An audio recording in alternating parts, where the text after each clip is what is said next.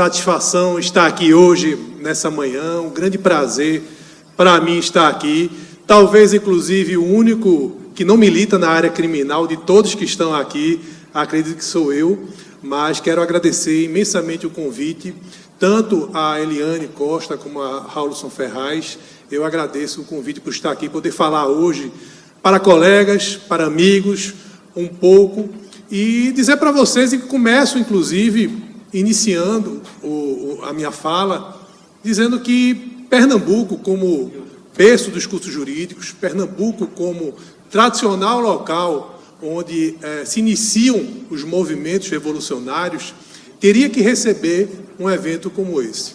Um local que, em 1827, houve a criação dos cursos jurídicos, local de grandes advogados criminalistas da nossa história, local de Roque de Brito Alves, local de Antônio de Brito Alves, o nosso príncipe dos advogados, de Braulio Lacerda, de grandes advogados que passaram por nosso estado de Pernambuco e que hoje Pernambuco mantém essa tradição. E começo também dizendo para vocês que eu tenho uma grande frustração na minha vida, que é de nunca ter militado na esfera criminal, nunca ter feito um júri. E digo a vocês por que eu tenho essa frustração. Eu não tenho nenhum parente advogado, continuo sem ter nenhum parente advogado, e Manuel Bandeira, ele, na sua poesia, disse que teve seu primeiro alumbramento vendo uma mulher tomando banho, nua, né? Meu primeiro alumbramento no direito criminal e no direito de uma maneira geral foi vendo um júri do professor João Olímpio. Não nu, né, professor? Não nu. Mas foi a primeira vez que eu vi o direito na prática. Eu ainda estava no colégio e lá eu estava tendo um serviço de orientação vocacional e nos levaram para assistir um júri do professor João Olímpio.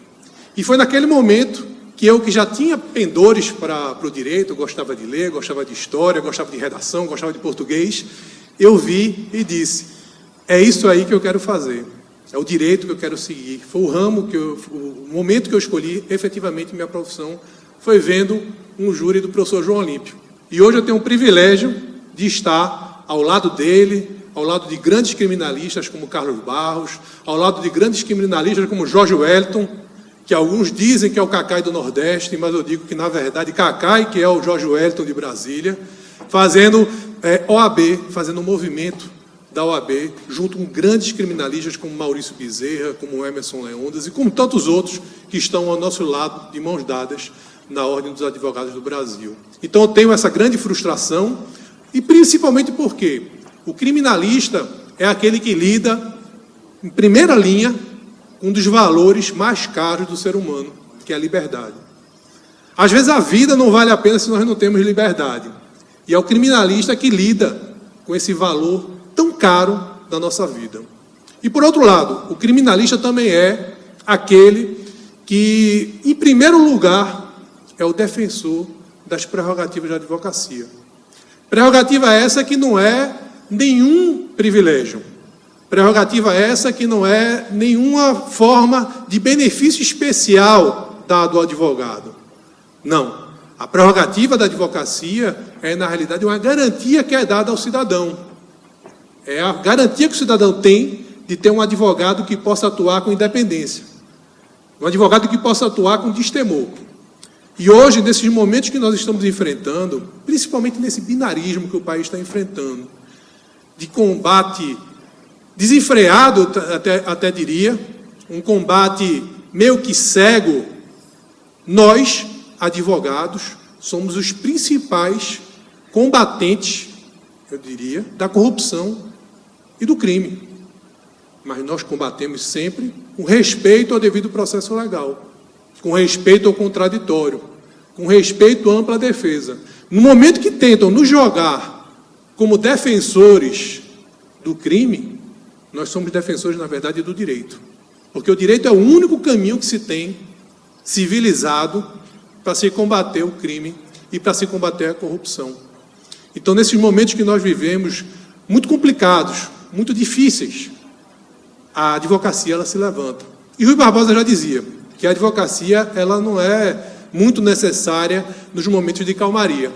A advocacia ela é necessária nos momentos de turbulência. E aí, em momentos como esse, é que a advocacia tem que se levantar. É em momentos como esse que, especialmente, a advocacia criminal tem que se levantar, para demonstrar que nós defendemos sempre o respeito ao contraditório, o respeito ao devido processo legal, o respeito à ampla defesa. E foi na esteira disso que nós tivemos recentemente a aprovação da Lei de Abuso de Autoridade. Um grande progresso civilizatório do país. No momento em que você tem, por um lado, autoridades que são protegidas por uma série de garantias, nós não tínhamos o cidadão protegido do abuso que vinha sendo recorrente de algumas autoridades. E nós tivemos agora, recentemente aprovada, uma lei de abuso de autoridade, que pode sofrer críticas. A crítica é normal na democracia, mas nós não podemos, em hipótese alguma, aceitar que se possa dar a pecha da lei de abuso de autoridade como uma tentativa de intimidar a magistratura, o Ministério Público, ou seja lá quem for. Muito pelo contrário. A lei de abuso de autoridade, para aqueles que andam com cumprimento à lei, é maravilhosa, é sensacional. Para aqueles que respeitam as prerrogativas da advocacia, ela está muito bem também. Ela só vem sancionar, e era necessário haver uma sanção efetiva na esfera criminal, àqueles que desrespeitam a atuação do advogado, àqueles que não respeitam o cidadão, àqueles que se acham acima da lei. É para isso que serve uma lei de abuso de autoridade, é para isso que veio essa lei de abuso de autoridade.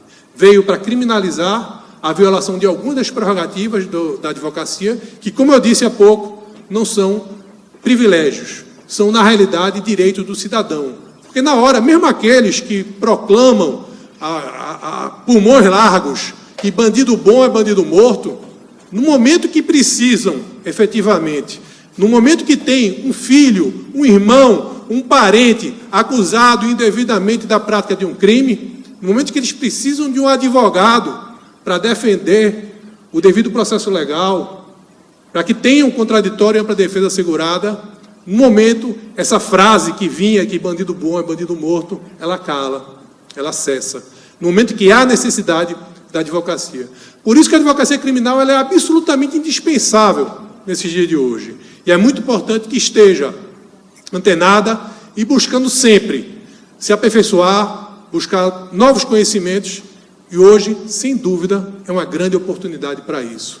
Teremos grandes palestrantes hoje aqui, passando por esse palco, teremos grandes criminalistas aqui, podendo falar conosco sobre temas importantes para o dia a dia da advocacia criminal, e teremos temas palpitantes, temas importantíssimos na nossa realidade, na realidade brasileira que nós temos com relação tanto ao direito criminal como ao processo penal.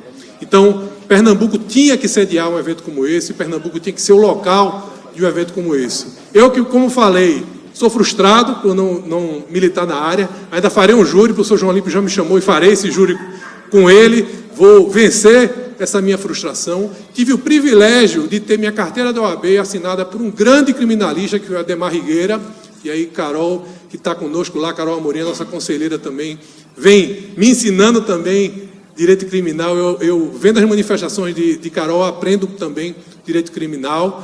Então, eu que tive esse privilégio de ter minha carteira assinada por Ademar Rigueira e hoje poder compartilhar também ao lado dele, que é nosso conselheiro federal, essa nossa luta da OAB. Essa luta da OAB que é uma luta em defesa das prerrogativas, essa luta da OAB que é uma luta pelo direito de defesa, do devido processo legal, do contraditório e da ampla defesa. Então, não podia deixar de estar aqui hoje, nessa manhã, para manifestar o apoio da OAB de Pernambuco à realização de evento como esse. E manifestar pessoalmente minha admiração pelos advogados criminalistas. A grande admiração que tenho por esses advogados que estão na linha de frente de combate, naqueles que estão na primeira linha e que sofrem, geralmente, em primeiro lugar, o abuso de autoridade, que sofrem, em primeiro lugar, a violação das nossas prerrogativas profissionais e que são, por outro lado, os principais defensores das prerrogativas do cidadão.